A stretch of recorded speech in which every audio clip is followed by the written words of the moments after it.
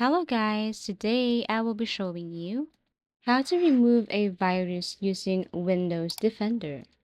If you find this video helpful, please do like and subscribe.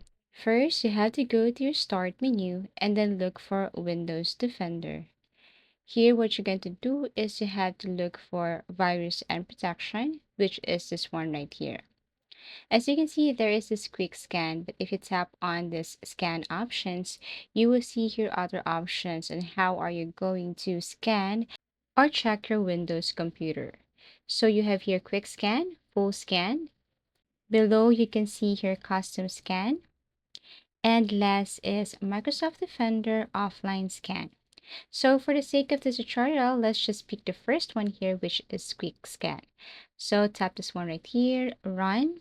And then as you can see, it is now starting to scan your files, everything here on your Windows.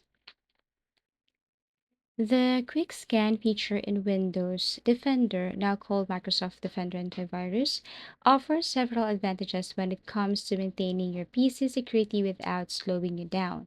It is fast and efficient, minimal system impact, good first line of defense, runs automatically, saves time compared to full scan.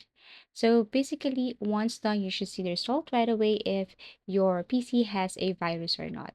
And then once you have it, then all you have to do is to remove that virus here. Thank you for watching and see you again in our next video tutorials.